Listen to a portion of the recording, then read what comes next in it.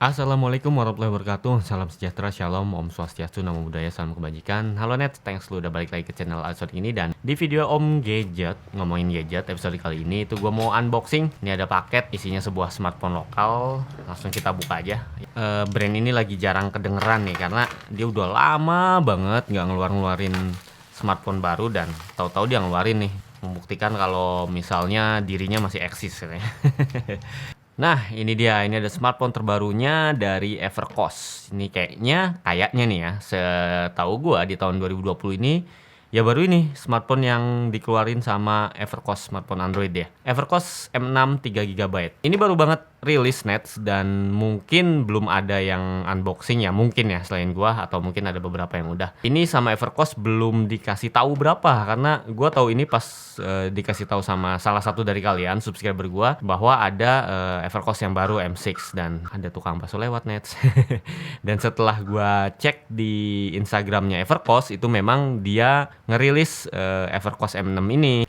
Nah ini Nets, kalau di postingan Instagramnya udah ada, tapi belum jelas dijualnya di mana dan harganya berapa atau kapan dijualnya. Tapi kalau misalnya lu searching di e-commerce kayak misalnya Tokped, itu udah ada beberapa seller yang jual, dan bagus lah, jadi udah bisa nyobain duluan ya. Jadi udah dijual di beberapa counter biasa, bukan yang official. Nah, contohnya kayak gua nih beli di Tokopedia. Di Tokopedia itu harganya 880.000, dan gue lihat-lihat di Tokped memang harganya mulai dari 870 atau 880.000 sampai paling mahal itu 925.000 gue lihat. Ya, kalian pinter-pinter milih toko aja di Tokopedia kah, atau misalnya di Shopee dan segala macam. So, kayak gini kemasannya, M6 langsung kelihatan ya, namanya HP di bawah 1 juta, desainnya kayak gini sih, jadi mirip-mirip kayak Mito Z2 kemarin. Terus nih kosong, ini pasti IMEI dan dibuat di Indonesia tentu, karena ini brand lokal juga. Terus ini spesifikasi kuncinya ada layar 5,7 inch, cukup kecil, IPS, udah IPS ternyata, dan HD atau alias HD 720p berarti. Cakep buat di bawah 1 juta, ternyata udah HD. Terus chipsetnya octa-core 1,6 GHz. Gue yakin ini Spreadtrum versi yang sama kayak di Mito Z2 harusnya. Biasanya HP lokal emang berbagi chipset sih, sama semua. RAM-nya 3 GB, ROM-nya 16 GB. Ini masih mirip juga sama Mito, sama Mito Z2. Kamera belakangnya 8 MP plus flash. Kamera depannya 5 MP, baterainya 3200 mAh. Udah Android 10. Nah, ini cakepnya udah Android 10. Kemarin kayaknya di Z2 masih Android 9 ya. Dual SIM, 4G, Wi-Fi, Bluetooth, GPS, dan OTG support. Kita buka aja kayak gimana sih wujudnya si Evercost M6, Evercost terbaru. Oh, kita buka.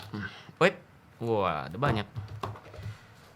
Ini ada kartu garansi resmi Evercost Indonesia, terus ada buku manual, terus ini dia Evercost M6-nya yang gue beli warna biru. Kita singkirkan dulu, dan wih, tumben pakai kotak tatakan plastik kayak gini. Biasanya ya udah gitu doang. Wih, dapat case loh. Ini dapat soft case, transparan, cakep. Terus ya, ini ada kepala charger. Kepala chargernya 5 volt 1 ampere alias 5 watt. Masih kecil, nggak support fast charging. Dan ini ada kabel data. Kita lihat bentuknya pasti masih micro. Ya betul, kabel datanya masih micro USB ke Type A. Dan terakhir ini ada baterai Evercost M6 dengan kapasitas 3200 mAh. Sebenarnya jadi mirip banget sama Mito Z2 ya. Jangan-jangan emang kembarannya, cuma diganti desain sama rebranding doang kali. Hehehe. Tapi desainnya beda sih. Desain kamera juga beda. Kita kletek aja. Sip.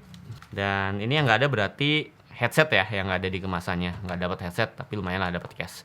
Terus ini ada anti gores bawaan. Nah, udah dipasangin dari pabrikannya, dan kita tinggal kletek lapisan pelindungnya doang. Set. Next. Ini backcase-nya bisa dibuka. Kita coba sambil nanti nyalainnya. Kita buka dulu. Oh, cukup mudah dibukanya. Terus di bagian dalam sini, di tempat buat naruh baterai, semudah itu. Terus di sini ada buat micro USB. Jadi sebelum pasang baterai, kalau mau pasang memori micro USB, pasang dulu. Terus ada dual SIM, jenisnya nano. Jadi udah nano SIM. Dan di bagian bawah ini ada speaker nih Nets. Jadi speakernya menghadap belakang. Nah ini khas banget ponsel murah ya. Tapi Mito kemarin sempat bikin yang bisa di bawah loh. Itu cakepan di bawah sih. Oke, sambil kita nyalain, kita ngomongin desainnya dulu ya.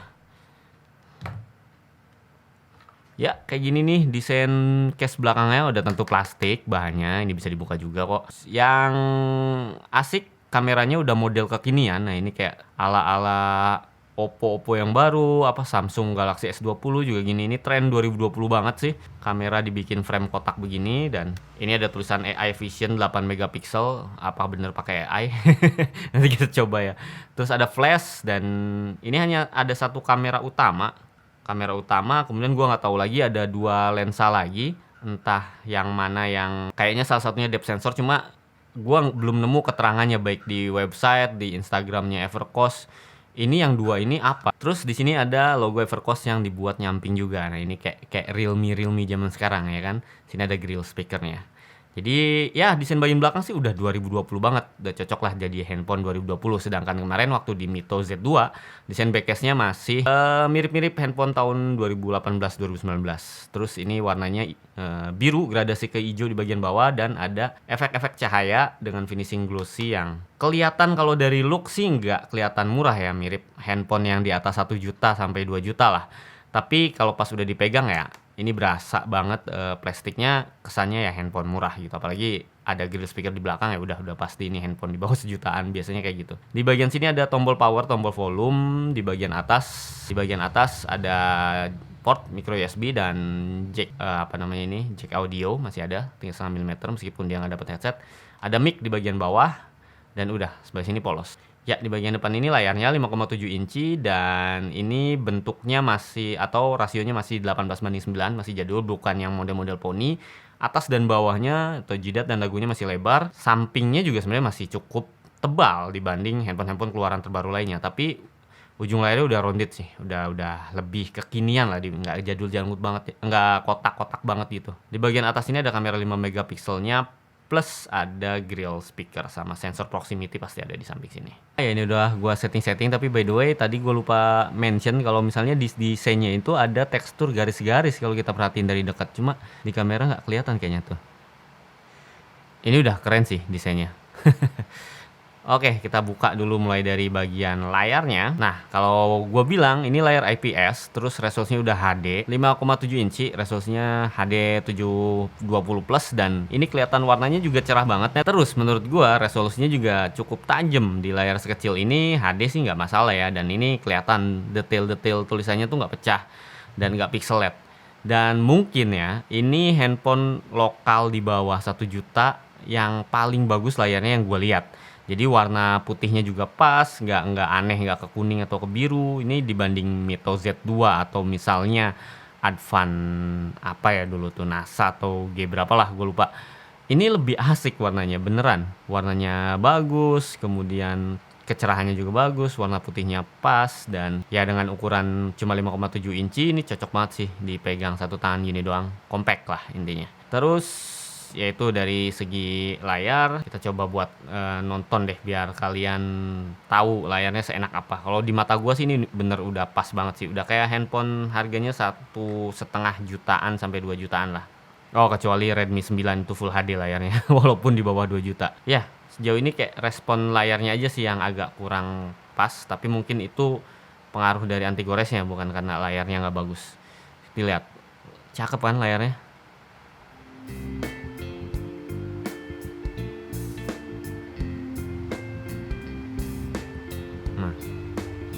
Asik. Terus kita cobain tes speakernya deh, karena layar pasti hubungannya sama speaker, karena enak nggak buat nonton gitu. Ini mau gue coba deketin ke mic ya.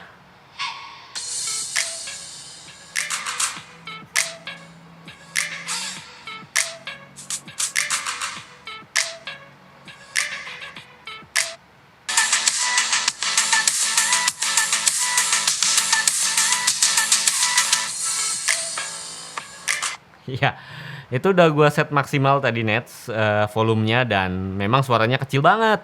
Suaranya kecil banget, sound speakernya mungkin karena fairingnya ke arah belakang, terus kecil begini. Suaranya kecil, volumenya nggak bisa dibilang kenceng sih. Terus kalau masalah kualitas suaranya sih nggak terlalu cempreng ya. Tadi agak bagus kan, bassnya agak sedikit berasa gitu. Ngomongin tentu hardware dan performanya sekarang, itu pas gua cek di AIDA 64, dia memang pakai spread room. Nah ini jenisnya S9863. Yang paling chipset yang sekarang lagi populer banget dipakai di banyak handphone brand lokal, Advan, Mito, Evercost pakainya ini nih. Spreadroom ini memang octa-core 1,6 GHz dan dia sepaket sama Power VR ROG GE8322 untuk GPU-nya. Terus ini RAM-nya 3 GB, ROM-nya 16 GB, dan gua screenshot tadi waktu pertama banget gua nyalain nih HP, yaitu sisa memorinya. Nah ini kan 16 GB kepake 6,32 GB sebelum gua install aplikasi apapun ya.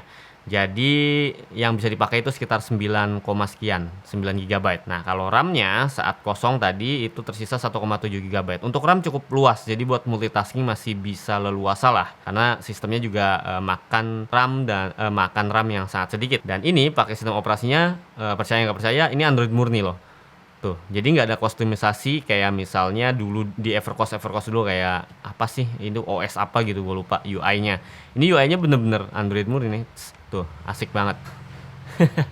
Terus bloatware-nya juga sedikit banget jadinya. Jadi tadi pas sebelum gua install apapun, bloatware-nya cuma Ubox, Toko 1001, sama ada e-book atau pembaca bukunya Evercost. Udah itu doang. Sisanya aplikasi bawaan Google. Jadi bener-bener experience pure Android yang ada. Tombol-tombolnya semua, pengaturannya. Terus asiknya lagi dia udah Android 10.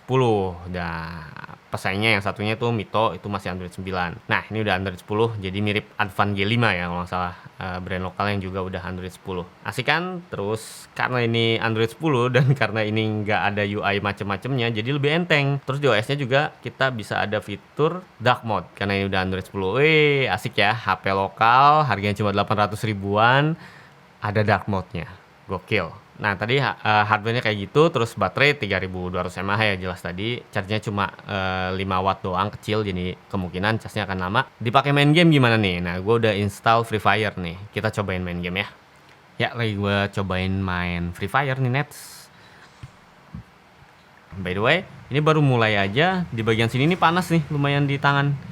Jadi chipsetnya panas ya. Waktu di Mito kayaknya nggak panas-panas banget, tapi kenapa di sini panas banget ya? Gua nggak ngerti deh. Mungkin pengaturan atau settingannya di sini lebih panas dan lancar sih buat main Free Fire. Wah, asik. Nggak ada lag, cuma nggak tahu ntar kalau udah ketemu banyak player. Ya, meski grafisnya nggak mulus-mulus amat, tapi ini dimaininnya masih lancar sih. Oke sini. Mana sih yang nembak?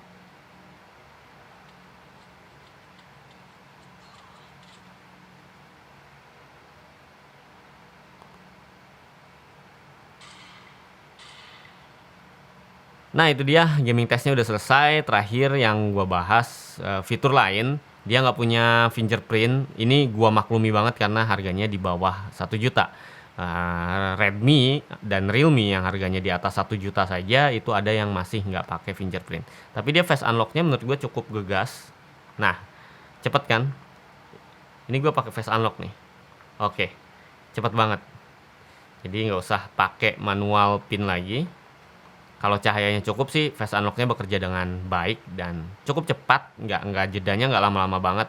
Kayaknya mungkin ini yang tercepat di HP 800 ribuan yang pernah gue coba. Fitur lain sih nggak ada ya, radio FM ada, tapi harus colok headset. Nah headsetnya nggak dikasih, tapi apalagi yang pengen kalian tahu, sensor tentu. Sensornya semuanya disunat, kita lihat nih. Nah semuanya mati, nggak ada giroskop, nggak ada kompas, nggak ada magnetik, serba nggak ada. Jadi nggak cocok juga buat navigasi. Jadi buat ojek online atau buat petunjuk arah pakai maps. Kalau buka mapsnya doang sih ini akurat karena ada GPS-nya. Cuma ketika navigasi dia nggak bisa nentuin arah utara selatannya, itu masih nggak akurat karena nggak ada sensor kompasnya. Next, terakhir gue bahas kameranya deh. Nah ini kameranya 8 megapiksel belakang. Ini tampilannya kayak triple kamera, tapi kalau gue lihat-lihat lagi ternyata ini kamera utama nih yang paling atas. Yang bawah kayaknya depth sensor. Terus yang ini kayaknya bukan apa-apa nih, kayak hiasan doang. Karena gue nggak nemu speknya tuh apa di kardusnya lah, apa di webnya. Itu dia cuma ngomong 8 megapiksel kamera katanya. Mungkin dual kamera tuh 1 2 ini doang, nggak sama yang ketiga ini palsu doang kayak cuma buat tampilan doang. Terus ini tampilan antar muka kameranya khas stok Android banget. Fitur-fiturnya ada burst, ini untuk foto banyak, blur. Jadi depth sensornya gua rasa juga nggak terlalu fungsi karena blurnya ini radial.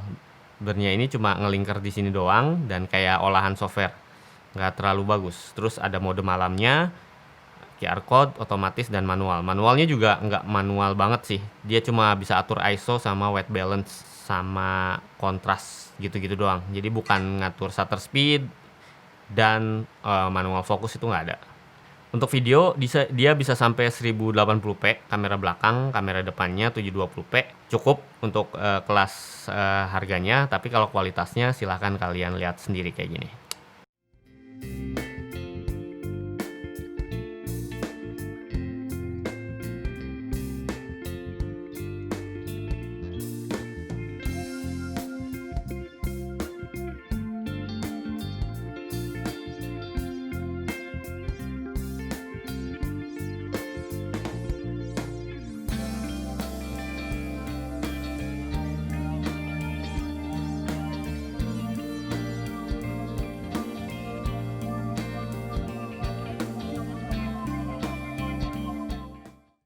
Nah itu dia kualitas fotonya. Gue lupa buat ngasih tahu kalau ini shutternya cukup cepet dibanding handphone lokal lain yang di bawah 1 juta yang pernah gue coba.